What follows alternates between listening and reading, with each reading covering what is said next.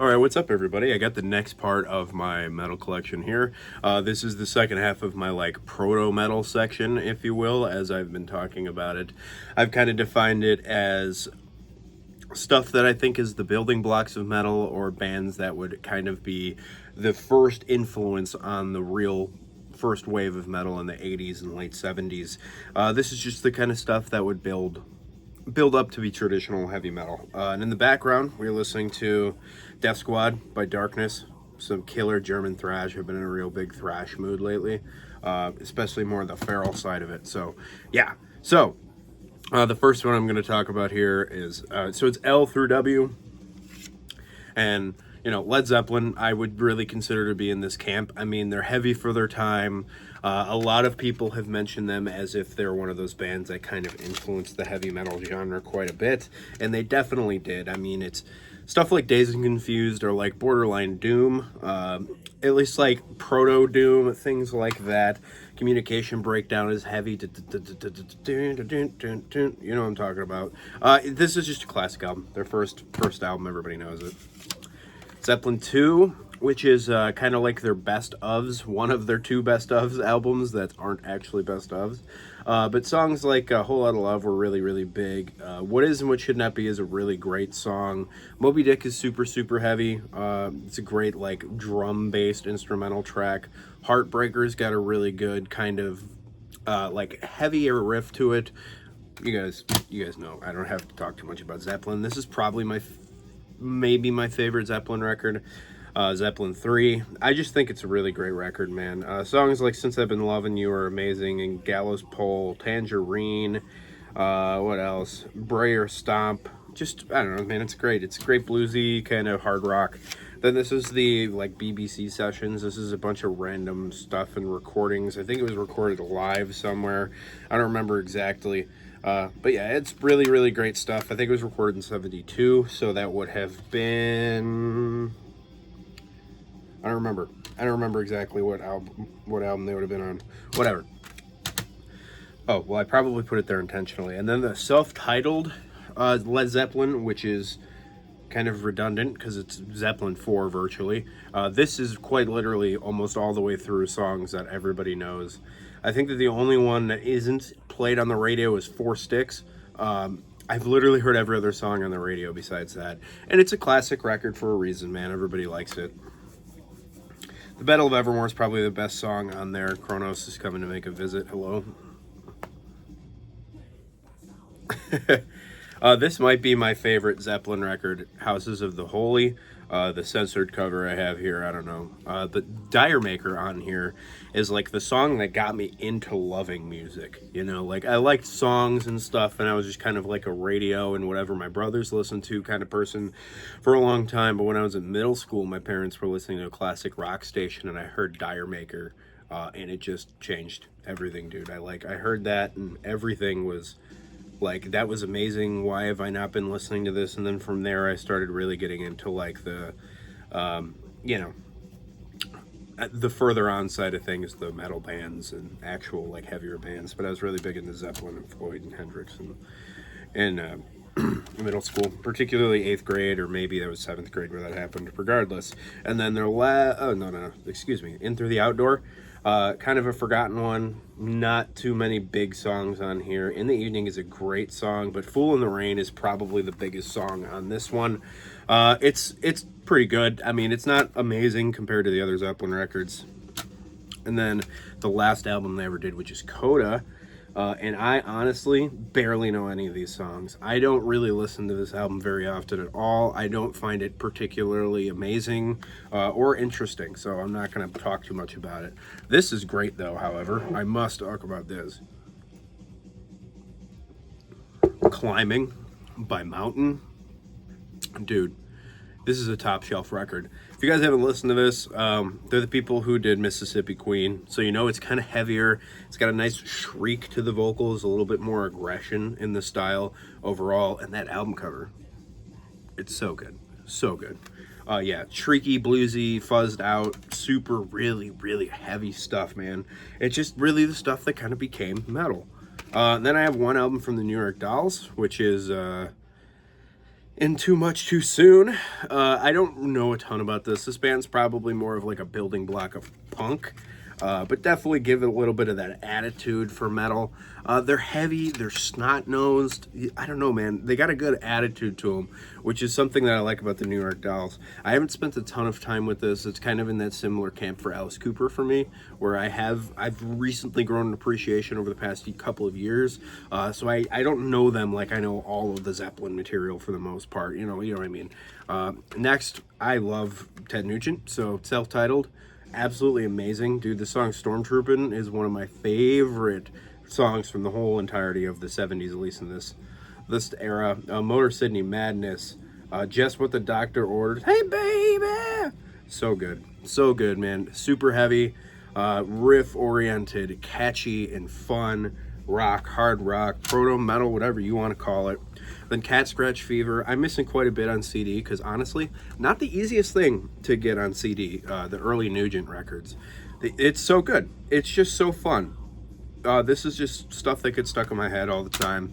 This is a great one. This is Double Live Gonzo. It's a live record. Just What the Doctor Ordered, Stormtroopin', Wang Dang Sweet Poo-Tang. This is right before Cat Scratch Fever, if I remember right. No, yeah, this is 78, so it was Cat Scratch. 77, so this is right after Cat Scratch Fever, excuse me. Really, really great. The White Buffalo. It's just kind of Ted coming into his own, man. Everybody what he knows him for. And then, what is this? The Best of Great Gonzo. I don't know. I've had this for a long time, and it's just been kind of sitting on the shelf. I don't really care so much about best ofs, but I don't have everything yet. Like, I need Dog Eat Dog, and I need Scream Dream, and things like that. So once I get those, I might give this to a buddy or something. Next, it's like a later Nuge record, which is Caveman. I have probably listened to this once or twice. It is not a top priority thing for me to be listening to 2002 Ted Nugent. I have it already, that's the only reason it's still there, and I am a big Nuge fan, so I'm not just going to toss it out the window. Next, two of the greatest albums of the entire 1970s, which is Ritchie Blackmore's Rainbow. Dude, I picked this up, and then me and my buddy I bought this for the first time, then me and my buddies drove to a pizza place, and there was a double rainbow that day, so I think I was meant to have this CD, and I'm very happy about it. Temple of the King is one of the most iconic songs, Man on the Silver Mountain. Man, come on. If you don't like rock and roll, Catch the Rainbow. Dude, you gotta love this record. There's no question. You don't get a choice. But this one, I could see you loving this record more, because I sure do. This is Rising. Dude, Stargazer is one of the greatest songs in human history, as far as I am concerned. It is just so good. That song is stuck in my head all the time. And Starstruck also gets stuck in my head all the time. Tarot Woman. Just, dude, seriously. So good. Just great Ronnie James Dio vocals, man. I'm sure you guys all know that. I mean, it's obvious. I don't have a ton of squirps, but I do. I have a couple. This is Blackout. Really, really good record. Songs, one of my favorites on here. The title track is really, really good. China White. You Give Me All I Need. I bought this in an LP when I was younger, and then I got rid of it, and I'm very mad about it. But seriously, a great Scorps record, catchy and fun. Love It for Sting, kind of a sleazeball album cover. I don't know a ton of this stuff. I mean, Rock You Like a Hurricane is great. I don't want to talk about stuff that I can't say too much about, at least for too long, but I do have it. I don't get in a mood for this band very often. Savage Amusement. I really wish I liked this band more than I do. I will eventually get into them. I feel as if I need to become a father to really appreciate the Scorpions. I don't know. Anyhow, this one might get argued out of here, but this is where the term came from. It's Steppenwolf. Heavy metal thunder. That's where the term came from. And it's heavy, especially for the time. It's psyched out, blues rock, 60s rock, man, psychedelic stuff. It's great. Hoochie Coochie Man by Muddy Waters on here is just an absolute banger of a song. Barry Rides Again. Sookie Sookie is a great opening for this album.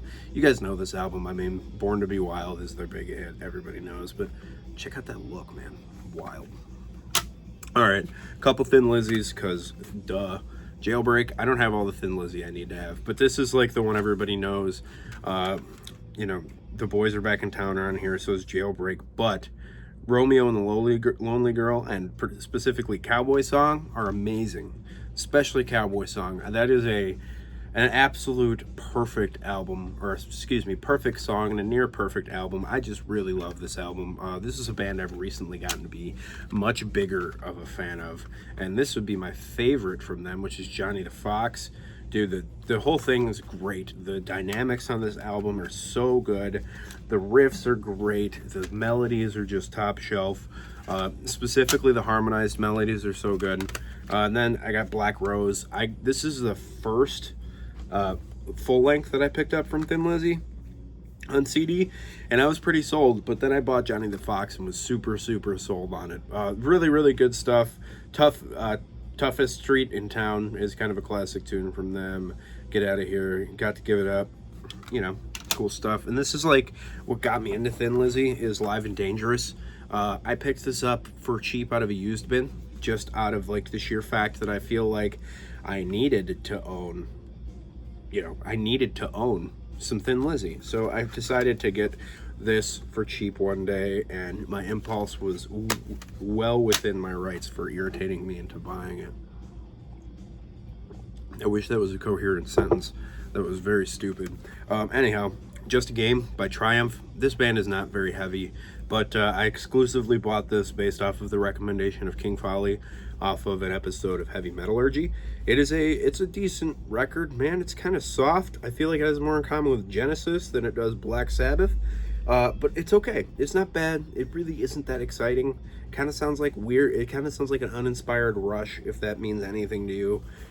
Neither this, that, or the other for me with Triumph. But this perfect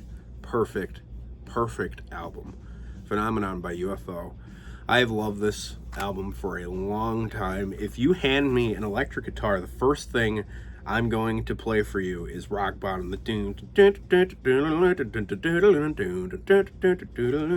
That one of my favorite riffs ever. And this is just such a good album. And the funny thing is that I got into it with Lipstick Traces. I watched a guy on YouTube play a cover of that. I was really into skateboarding YouTube at that time, and he would play guitar too on the side on his YouTube videos just cuz. And I heard Lipstick Traces, and I was like, this is super catchy. And it was just really well put together. And then I started listening to it a little bit here and there and stuff like Crystal Light Can Shine, and Doctor, Rock Bottom, Time on My Hands, Built for Comfort, great blues tune. Dude, Queen of the Deep, get out of here. If you don't own this, dude, sell your whole collection, go buy this if you can't find one. Amazing. Lights Out, not nearly as exciting, but it's not a bad album. Too Hot to Handle's a cool song. Lights Out in London. It's also a pretty decent song, but it's really not it doesn't hold a candle to Phenomenon. But again, this is like comparing the later Sabotage to Hall the Mountain King. It's not fair in the slightest, and everything else is mildly taken down a peg because of the brilliance of that era.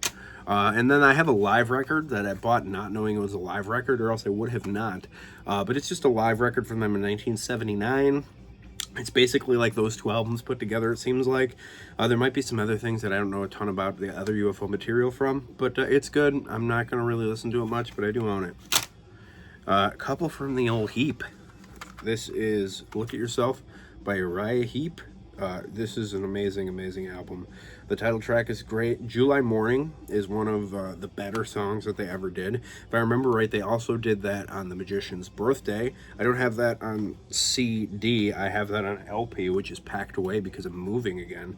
But it's a great record. I just don't know it as well as albums like Demons and Wizards, which is, dude, a perfect 10 out of 10 album. If you're talking to me about Proto-Metal albums, it's going to be like this, Rainbow Rising, UFO's Phenomenon, stuff like that. That's it, dude. That's what this stuff is. This band is like power metal from the 70s. It's like power metal to come. Songs like Rainbow Demon, Easy Livin', The Wizard, dude, Poet's Justice, Circle of Hands, All My Life. too good. We are not worthy of this album. It's so good. Another great one my mom was always talking about throughout most of my life is Sweet Freedom by Uriah Heep. I've actually screwed around with playing the song Sweet Freedom before with my like folk band, and it is just a brilliant, brilliant tune. Circus is a great song. Pilgrim, If I Had the Time, is one of my favorite Uriah Heep songs. It is so like moving, and David Byron's performance is so theatrical, as well with like the kind of melodious gloom of the stuff that I'm assuming mostly Ken Hensley wrote, because he seems to be the mastermind of the musical side of this band. But dude, it's such a great, great album. Steelin', just perfect, perfect. And then I have two randos from a band called Winterhawk. And this is Electric Warriors and Dog Soldiers. You would probably know this band because they had one big hit, and the name is eluding me as to what it is. I don't know. Anyway, it's cool, as you might imagine. It's a band of Native American guys, which is super sick. Just because, like, the look is killer for a rock band. They're pretty heavy. They kind of remind me of the James Gang, but a little bit more teeth to them. And, dude, check out that friggin' album cover. Nice. Yeah, this is so sick. This is a great record, a great pair of records. I actually need to listen to this again, and sitting here looking at it again really makes me want to put it on the player again.